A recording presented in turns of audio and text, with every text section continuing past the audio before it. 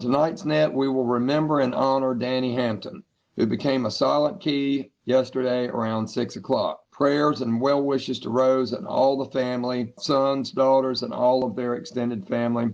Danny will always be an icon in the ham radio community. His knowledge and dedication to the hobby have influenced many a fellow ham. They will never forget his presence, whether it was a rag chew or help with a technical question or scratchy signal or any advice in any aspect of ham radio. It was always good to hear Danny on the radio, and Susan helped write up some of this. So tonight we're going to rag chew and share memories of Danny, followed by a final but not forgotten call at the end, because I don't think just a final call net is appropriate for Danny, because he was much larger and will never be a final call because we will never forget him. At least I won't, that's for sure. And I know most other people won't. I know when I first got licensed in 2003, I heard the call sign K4ITL, and all I knew was that Danny was the big cheese with the ham radio.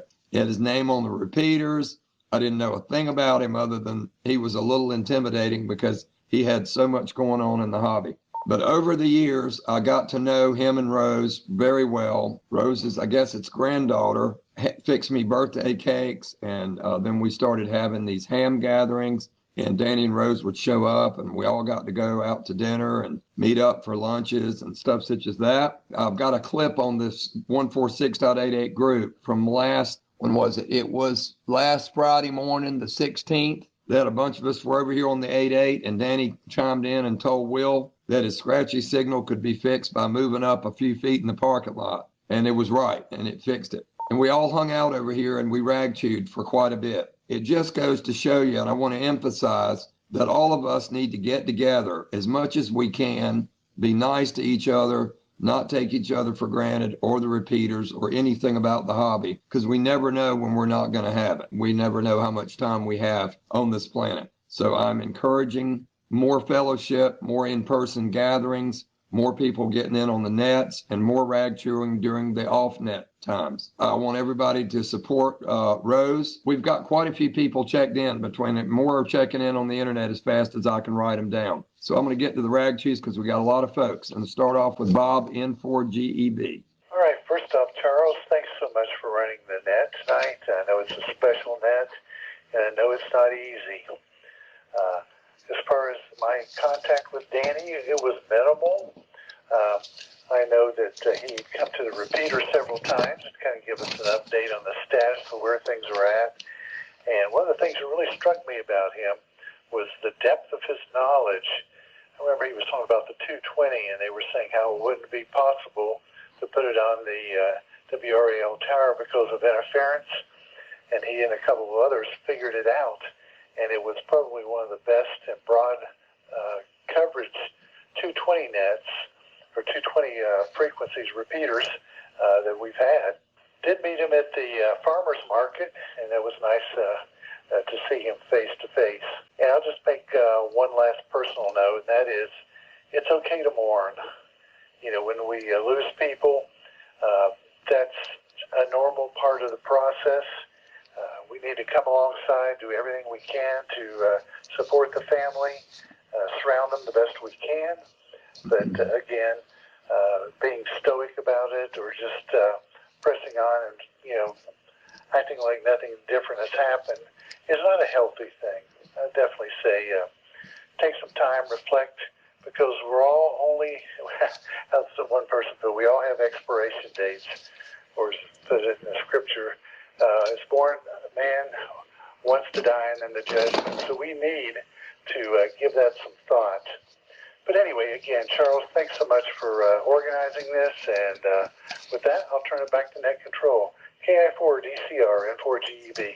Thanks, Bob. Well said. I totally agree.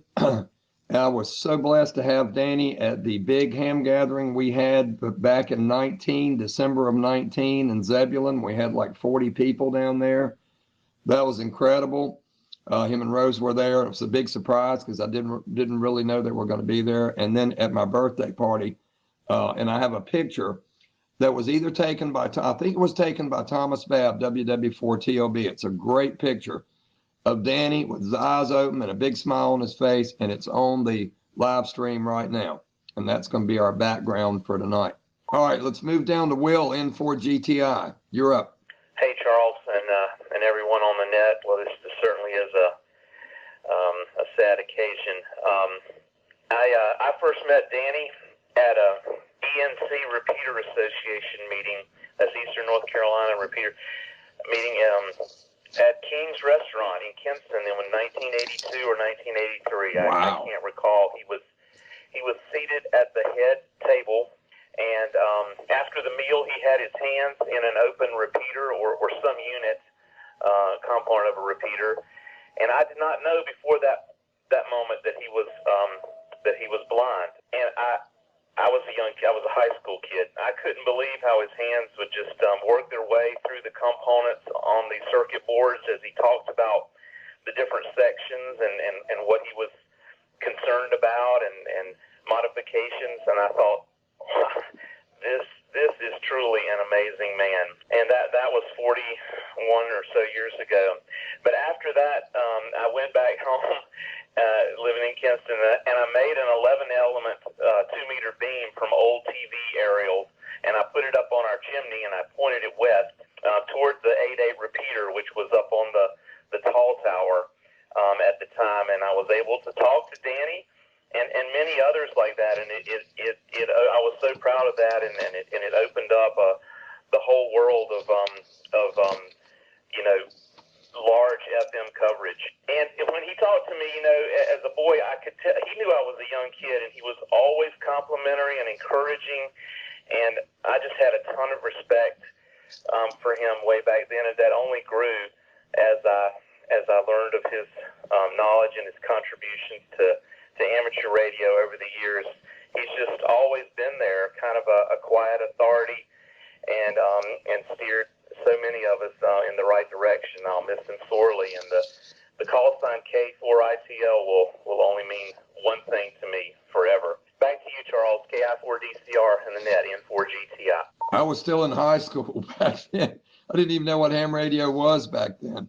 And that's my biggest regret about ham radio is why in the world did I not get into it in like the late 80s? And, I was into scanners and I had two-way radios. I was in the fire department, but my folks had a myth around it that it was very expensive to get into, which was obviously not true. It was probably more than it is nowadays because, you can buy a Baofeng or something now and get on the air with, for $30-40, and you couldn't do that back then. But there were still ways to get into it that weren't cost prohibitive. I had another couple of stations I just wanted to acknowledge real quick.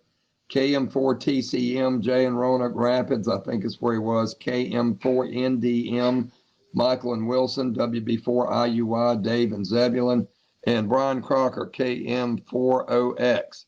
I've got him in by Facebook too. So next station, we had N4BNC, Dave was in and out.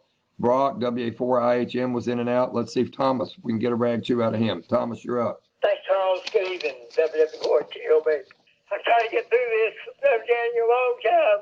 Met him when he worked for Johnson's Communications, one of the biggest Johnson radio companies in the southeastern United States.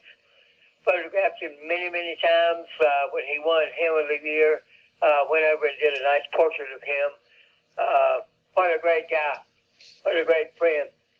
Had the opportunity several months ago to go over and sit down with him and Miss Rose and talk for a couple of hours there at their new home out from Pequay Marina. He's going to be sorely missed. I'll keep praying for Rose.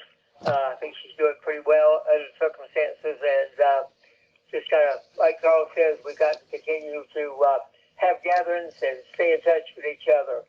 I wish the best to Miss Rose and her family. The 440 repeater group, we have ordered flowers for the funeral, and I'll be taking that over a couple of days to the funeral home a couple of days before. But anyway, that's about it. I'm getting sad to hear that Danny has passed away. What a great guy. Oh, one footnote, Danny went to high school at the Governor Moorhead School, and his closest mate was Ronnie Millsap. Boy, wouldn't it be wonderful if Ronnie came and was with Miss Rose. That's it from here, WW4TLB. Good rag to Thomas, and I want to thank you for all the phone calls and everything from yesterday through today and helping me with information and ideas and stuff. That has meant a lot, and you've been a big help. So I appreciate it quite a bit. And Mark Gibson chimed in. He says he's got a ham friend in a wheelchair that went to school with Danny, and he told me that Danny would push him and he would tell him where to go. So that was pretty interesting as well.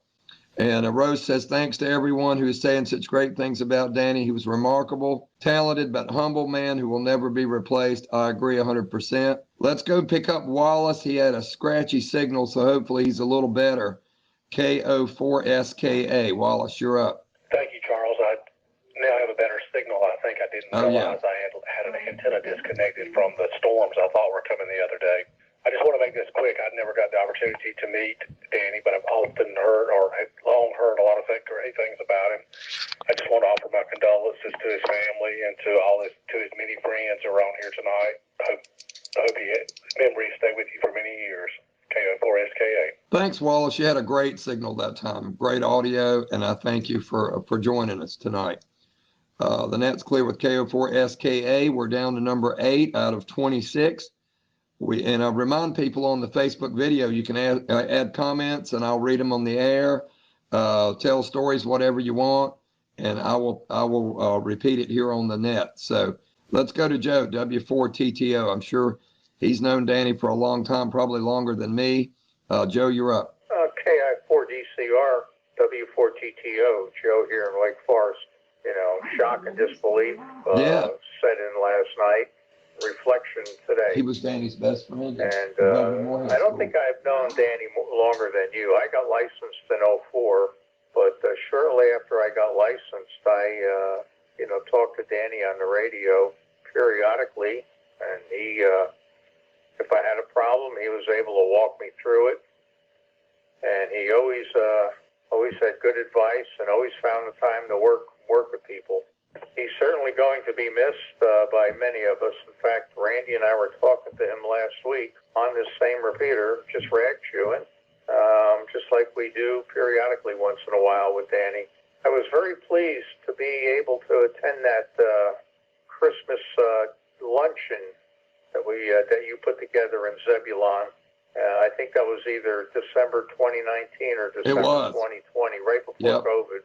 And Danny and Rose were there, saw them, and I went over and talked to them at their table.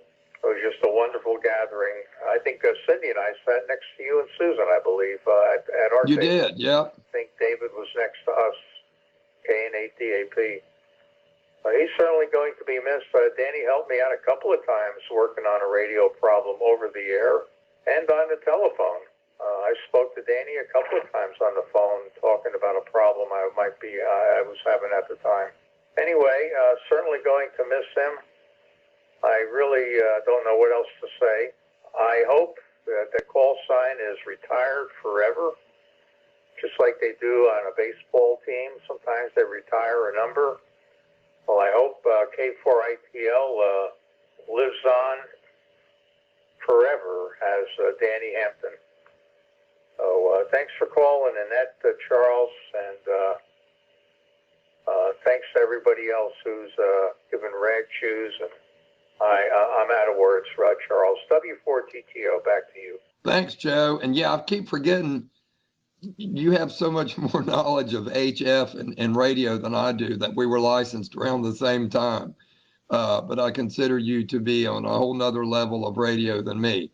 So that's why I said that. But Rose also says that Ronnie Millsap is sick, but he's not able to travel, but they've notified him and he will have many fond memories of the teenage stunts that Danny and him had. And Brian Croker, KM4OX, he says they once snuck across the street to Pullen Park, got on the train and got it started. They somehow made it back and to school. It's one of the fond memories. I say, yeah, that's pretty funny. It sounds like something I would do.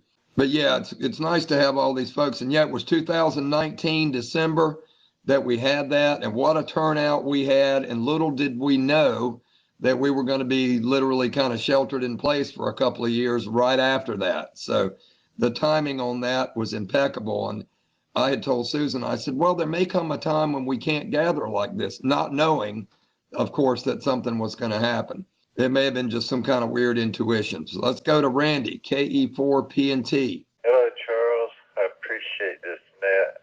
I'm not technically gifted. I'm a philosopher. But Danny would often take the time to talk to me and Joe during our lunchtime talk. And he would give me a call on the radio. And it was always such a treat when that happened. But I think he enjoyed my skewed perspective of reality. I didn't bother him too much with technical stuff. One time I was talking about trying to get the audio on my HF radio right, and he offered to get on HF and help me. That never happened, but he was just always willing to help. And it's going to take an army of people to do for amateur radio what Danny did. A lot of people are going to have to step up and take care of some repeaters, keep them functional, and just replacing him. No one person is ever going to replace Danny. Thank you, Charles, KE4PNT. Thanks, Randy. I've got a couple more comments from the Facebook group. Steve Costanelli says, I used to talk to Danny when I was in tower work, when I was in the Raleigh and Wilmington area. He's very shocked and saddened as well. And Herb Hartley, Danny Hampton had a heart and a love for ham radio. He certainly did. I remember traveling up in the mountains with Susan and all different kinds of places. We went in North Carolina, and you could almost always go somewhere where you'd hear Danny's voice on the ID of a repeater. And this was way back in like 2010, 11. And I was like, wow, that's Danny's voice. And we're like, north of Asheville somewhere. Or we were up near Williamsburg, Virginia, Roanoke Rapids, different places. And you'd hear that familiar voice given an ID. All right, we had N4YFU. John inside the bell line was in and out. N0RNE, Jeff up in Henderson. You were up, my friend. Go ahead, pick it up. Good evening, this is N0RNE. Oh, it's been a rough week for ham radio. Not only has Danny become a silent key, but last Friday, Fred Winter, K4LXW, also became a silent key. I'm not sure how much any folks know Mr. Fred, but he was a pretty solid voice over in the Tar River area in Rocky Mount. I finally got to meet Danny and Miss Rose at your birthday party. That was pretty good. That was quite exciting. First time actually meeting him in person. Danny talked with me a couple of times on the radio. We didn't know each other real well, but he did talk with me a few times. And I'm just recovering back from a cold, but I didn't want to miss this net. All in memorial for him. And without him, I wouldn't know most of the people that are here that I'm talking to tonight. Thank you, Danny, for work you've done and the effort you've gone through and the repeater systems that you've put up. You'll always be missed. That, I'll turn it back over to Nick.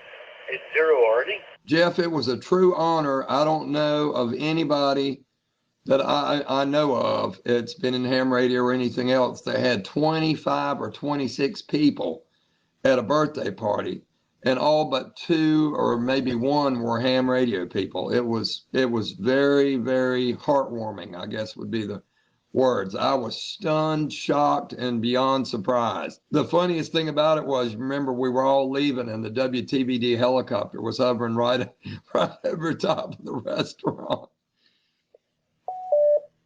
But that was truly a great time, and I want to thank Thomas Babb, Martin Brossman, KI4CFS, for taking a ton of pictures at that, and that's where this picture of Danny came from. I'm pretty sure this is Thomas's work. Could have been Martin's, but there were so many pictures. I took them and uploaded them all to a photo sharing site, so they're good pictures of everybody, but this one especially of Danny's my favorite. He just looked so happy and radiant in that picture. Another person to check in and out is Steve Costanelli. He is N4JTH in Surfside Beach, South Carolina. We've got 30 some watchers on the Facebook live stream. I've Never had this many. It's incredible. Jeff, well said about all of that. The next was Susan in Raleigh, WA4AKB. You were up. Okay, I've known Danny for a long time. I think I was about 12 years old when I first knew him. Didn't start doing math here, but I was not licensed yet. My father is W4YDY, and he's probably listening, and some of you probably know him. And it was around 1970, he put the first repeater up in Raleigh, and it was on what was then the BB&T building, which is now, it was Capital Bank building one time, but I don't know what it is now, but it's now eclipsed by all of the other buildings. And I got to knowing him about that time. Then in 79, I was first licensed in 74. Then in 79, I went to state in electrical engineering. And about that time, he was putting together the first network system of repeaters, which became PCRN later. And at that time, the codes were actually kind of kept a little bit quiet. But he had given my dad and me the codes. I was in Raleigh. My dad who was from Raleigh, actually was living in the western part of the state at the time.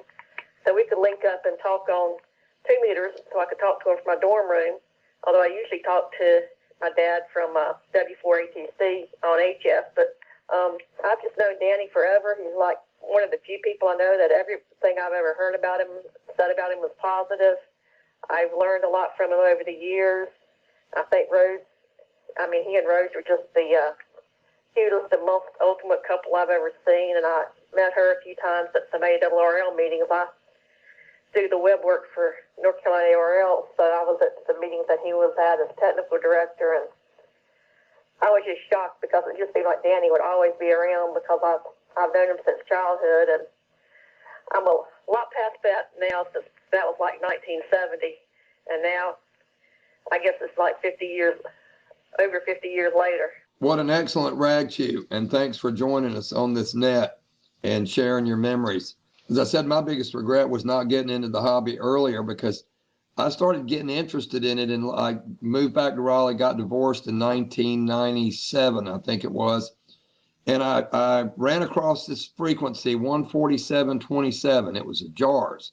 And I thought, what's up with this? And it was Byron and a Van and BJ, and I thought, man, this is fun. These guys are cool. They're always making jokes and talking about funny stuff. But why in the world it took me like 7 or 8 more years to get a license? I met Martin Brossman, KI4CFS, and he said, let's team up, study together, and go get our license.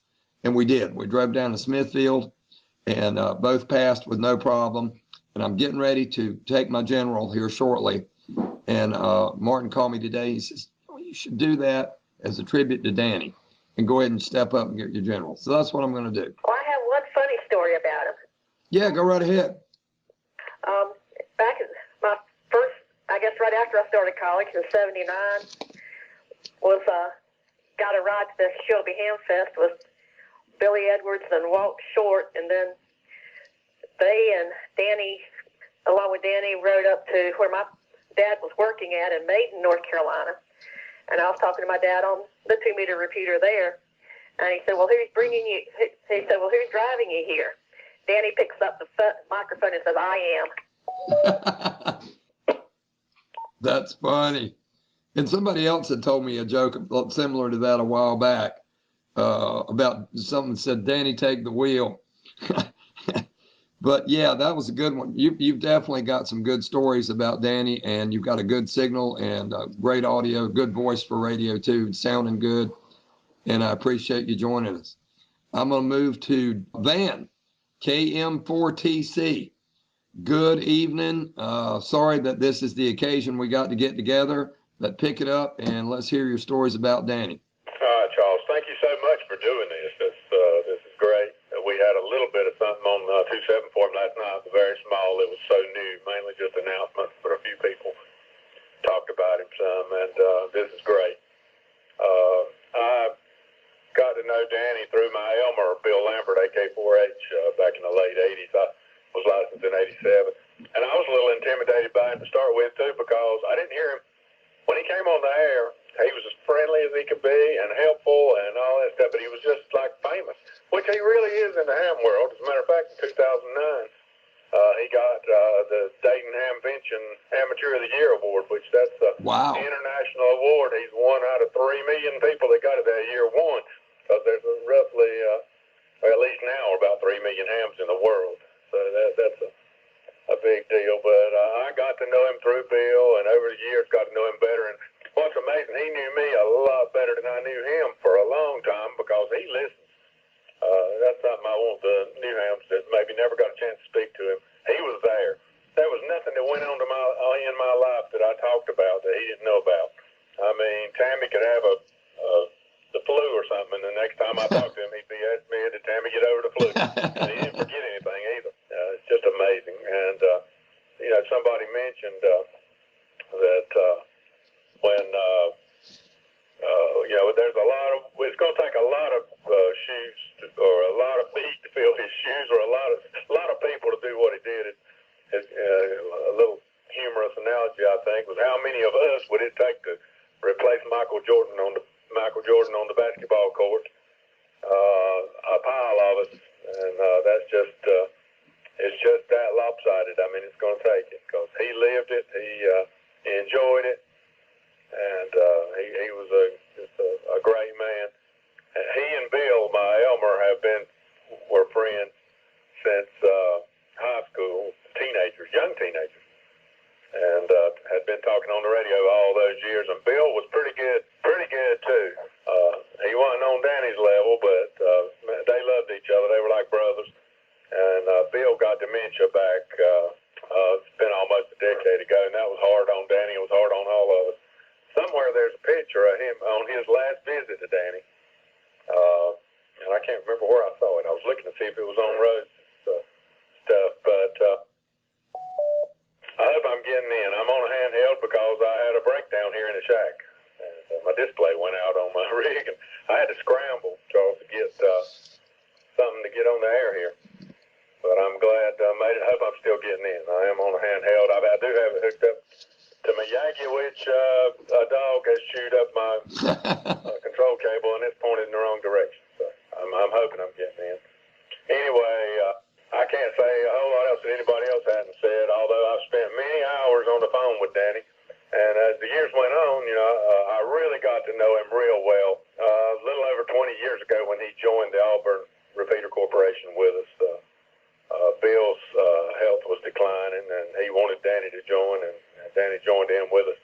And he had big plans for these machines with COVID and everything. And we've not been able to make them happen. Big plans for 2.7, 2.1, 8.8, and the digital repeater and the 220 repeater. It was just something to hear what he had planned, and it was a good plan. Wasn't able to make it happen. I'm hoping we can make it happen. And I got one funny story that I think everybody can get a kick out of. Danny, he spoke his mind too, and he something. I mean, he could be pretty blunt at times, not in a bad way. You respected him for it. You listened when he talked too. Absolutely. But one Saturday, I was playing with an old IC21, old crystal-controlled icon that I like to play with once in a while. And there was a couple of guys on the air with me, and they were trying to tell me I don't have any test equipment. I was tuning those crystals, trying to get it better on frequency because they said I sounded tinty. And I was kind of listening too on a receiver and trying to get it zeroed in. And they were saying, you're still off frequency. You're still off frequency. But my phone rang, and it was Danny. And it's so funny. He says, you're not off frequency. These guys don't know what they're listening to. You're not off frequency. You sound like crap. And I think he didn't use that word. But you're not off frequency. And he went on we stayed on the phone a while. He helped me determine it was the microphone that was causing most of the problem. Anyway, my life is better for knowing him, and I'm going to miss him. Thanks, Charles. KI4DCR, KM4TC. Van Brian Crocker said that picture was on Rose's page, he thinks. And great stories, great rag too. You're getting into the repeater full scale. I mean, no issues whatsoever.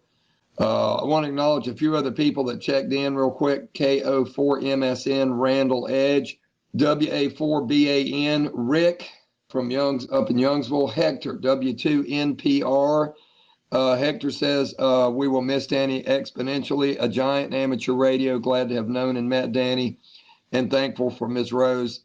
Let Danny come and play with us. Hi, hi. Rest easy, Danny. Also, Danny Mustin, little story from him. A radio shop technician that used to work for Danny told me the story of a particular radio problem with no audio.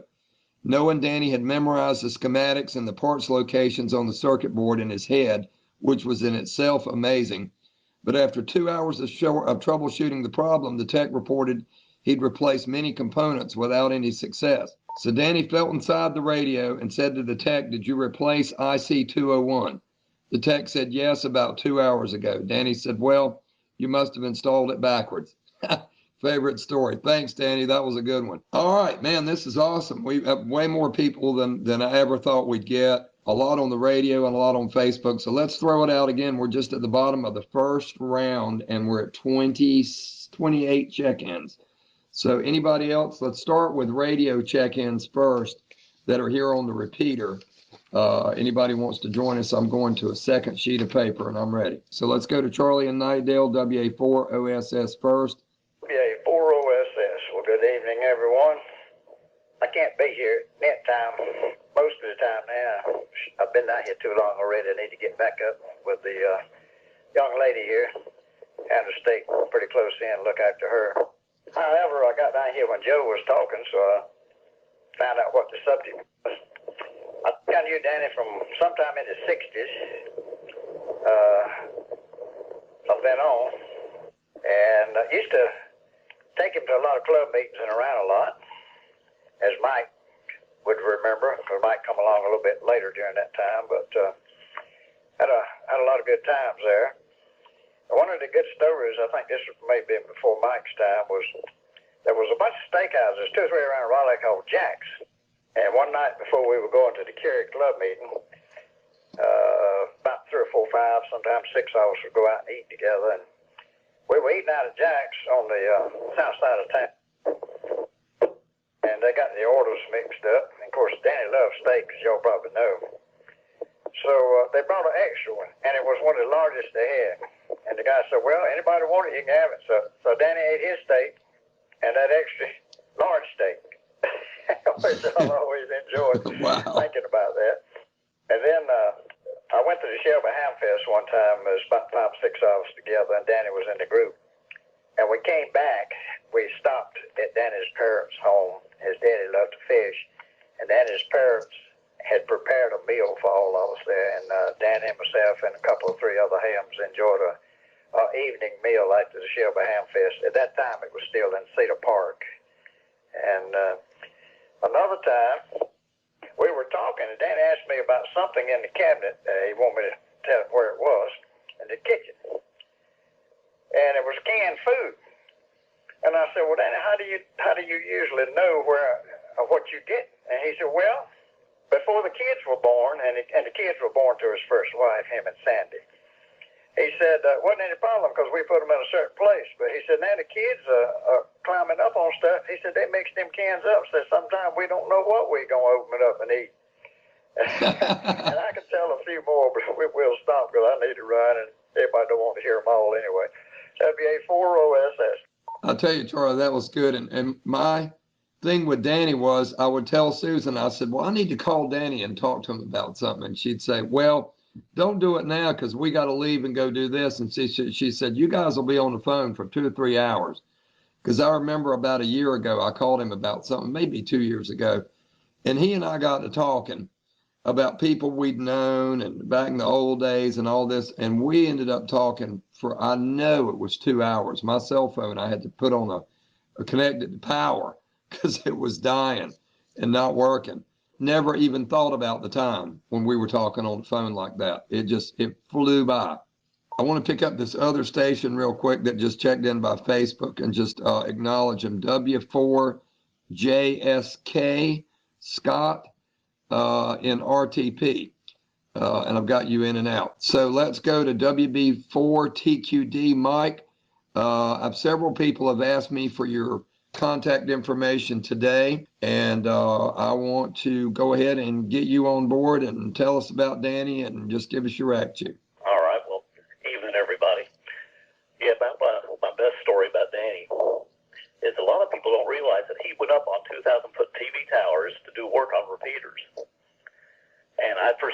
back in '78 when I was graduating from NC State.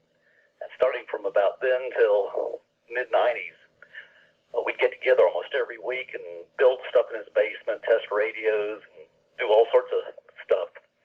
But anyway, one time Danny wanted to go down to look at a new repeater site, so on a 2,000-foot tower down east.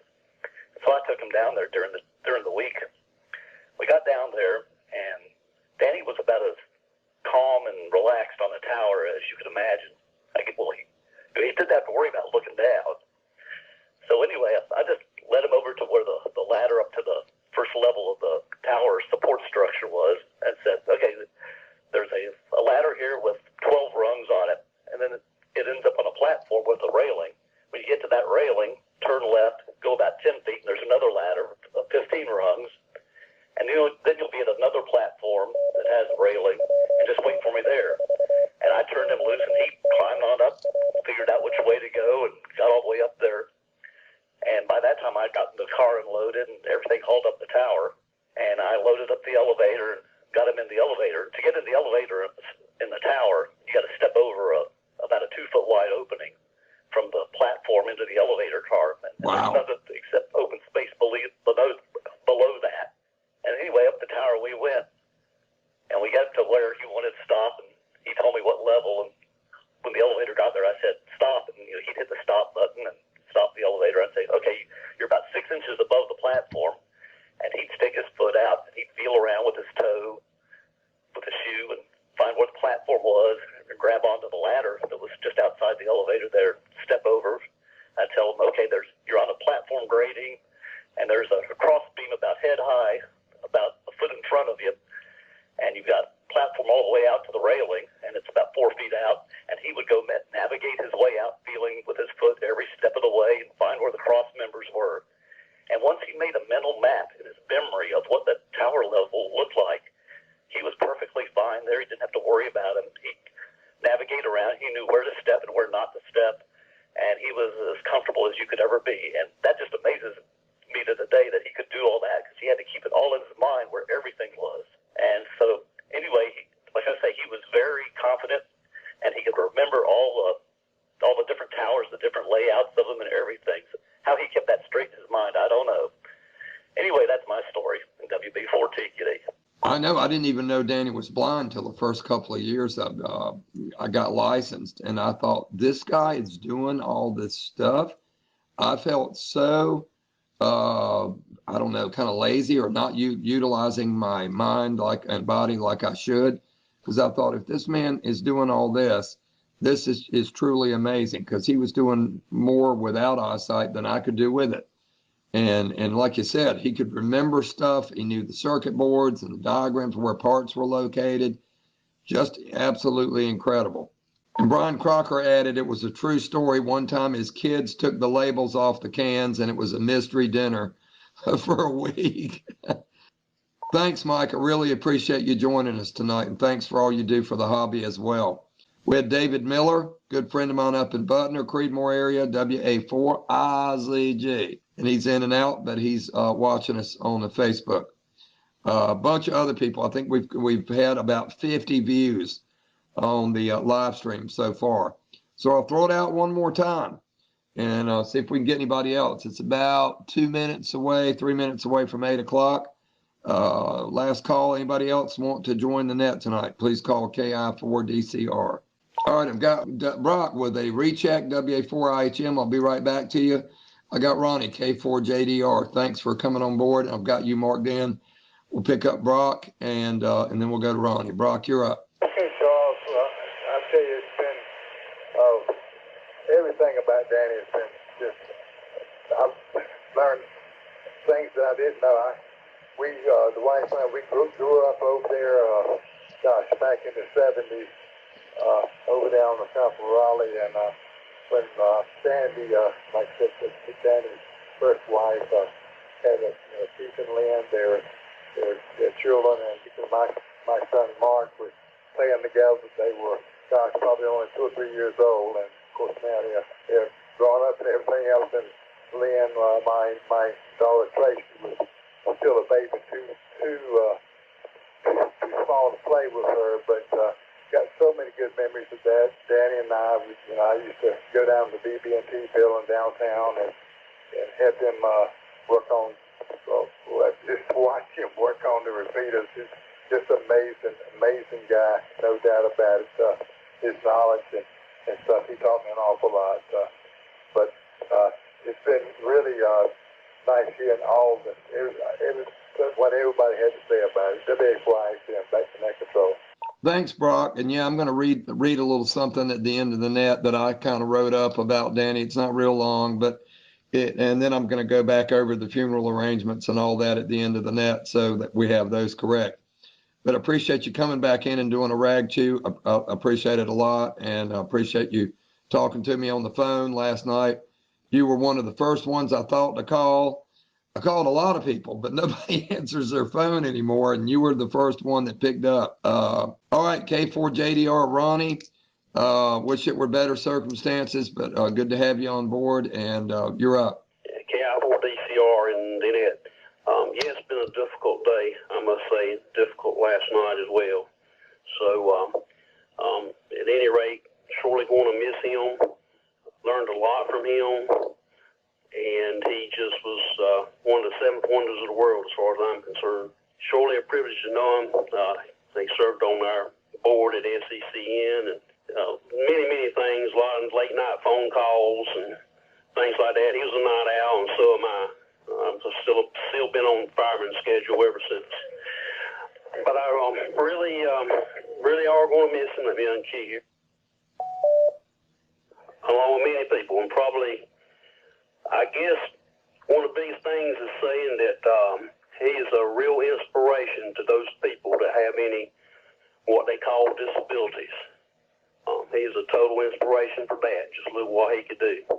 And the story you told that Danny Mustin talked about, I heard that too.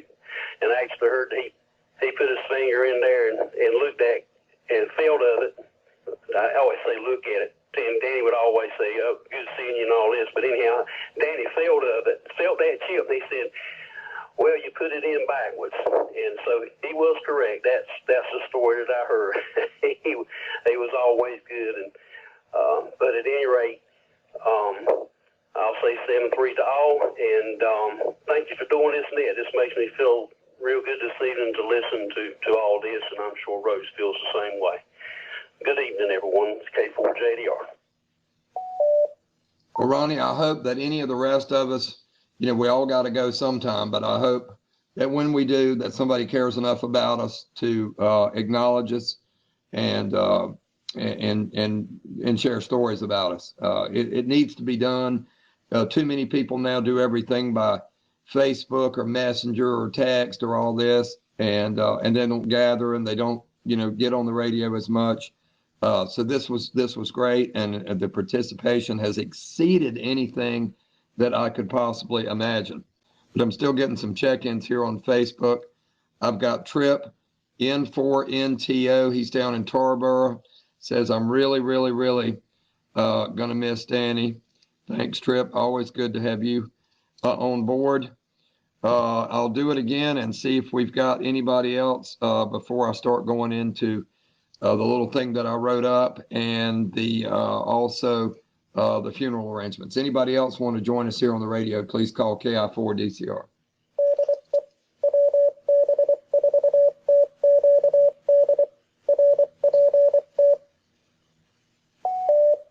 Not hearing anybody else, I will say that on Wednesday evening, February 28th, 2024, our friend Danny Hampton earned his wings and left this earth to dance in the skies on silvered wings and to touch the face of God. He now joins in heaven his family that have departed. Danny was the radio man. He could tell you what the issue was with your setup by just listening and would always provide a solution. His name is on repeaters far and near and is echoed throughout the ham radio community worldwide. He's done so much for the hobby that I could never even cover a portion of it in tonight's time frame.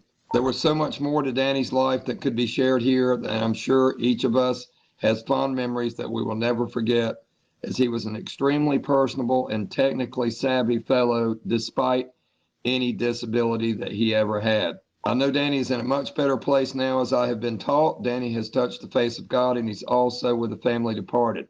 as I and you will be there someday, and we'll see him again.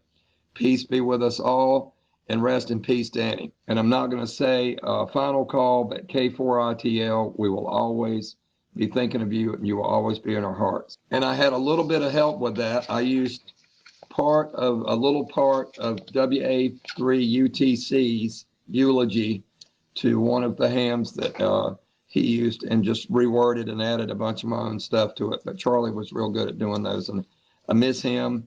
And Fred Winter, KE4LXW, I think his services are on Saturday of this weekend. I'm going to try to go to the Visitation tomorrow night. But yes, it's been a very tough week. Fred was a super cool guy. I'll never forget when we were putting up the tower down there just west of Rocky Mount, the 14718, I think it is. One July day back in like 2018, I think it was like 100 degrees, and we were all down there. Murray Adams and the crew, and I brought a bunch of drinks and the cooler of ice water, and we had such a good time. Even though it was hot, we had a good time because we were doing something we enjoyed. All right, so the visitation, as I have it, is Wednesday, March 6th, 12 o'clock, McCullers Community Baptist Church, 133 Rand Road, Raleigh, North Carolina.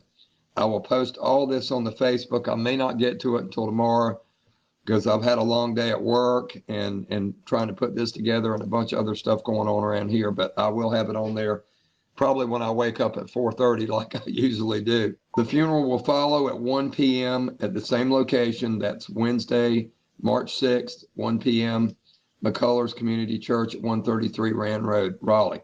If there's anything else, any final comments, rechecks, please call now. All right, I don't really have anything else. And I agree. Brian Croker said his blindness was not an impairment, just a part of life. And yes, I am far more impaired being able to see than Danny was blind. I mean, he's accomplished so much that I before all this happened, I would sit sometimes and just think about it when I'm hearing him on the radio. And I thought, how in the world does he do all this?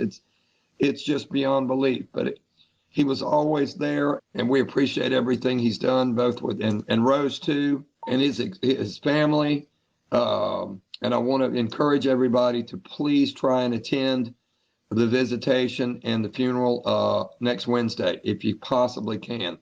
Too many people are too busy nowadays, and I've been one of those for years, and I'm trying to be better about that and attend these memorial services and funerals. So 146.88. If you punch that into Facebook, you'll get on the group. If you want to join it, I think it automatically adds a lot of people. I monitor it like all the time. So if you want to get on there, just send a request. We'll get you on there, and I'll put all this information on there. Starting to lose my voice and get choked up. But we had a total of about 39 check-ins, including all the internet people and, of course, myself. And thanks to my wife, Susan, for helping me write some of this up. I can talk real well, but I'm not the best at trying to word it out. So she helped me out with that a lot. And I wanted to read something from Martin Brossman, KI4CFS. He also was very shocked. And he said, we cannot mention Danny without mentioning his wonderful wife, Rose Hampton, who survived him and always supported Danny in being a nonstop contribution to our amateur radio community. If you could not make the net, feel free to comment on Facebook. And they're going to honor Danny again on the Echolink Net, which is Monday at 6 p.m. That's Echolink only. It's on the N4AED-L link. Thanks to Richard for hosting that at 6. But I'll be on there, and that's at Monday. I'll post all that on the Facebook as well. One last call. Anybody else got any comments or final thoughts, and then I'll close it out. All right, I want to thank everybody. A lot of people have called me, sent me friend requests. They've offered to help with different things, and I've let Rose know if there's anything Susan and I can do. We're actually going to go and visit with her on Saturday for a little bit. But again, if you could possibly make the services next week, I know the family would very much appreciate it, as all of us in the amateur radio community, and those that aren't even in the community that still knew Danny could come, that would be great. So this is KI4DCR paying final respects for now to K4ITL Danny. and see you guys next Wednesday at the service. And I will return this repeater to normal amateur radio use. I don't think it'll ever be as normal as it was when Danny was around, but we'll try. KI4DCR 73.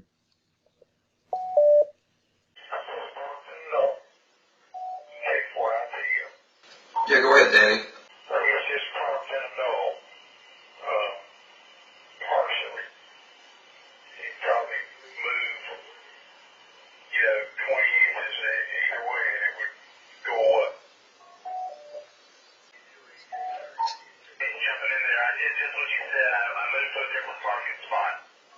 And that fixed it.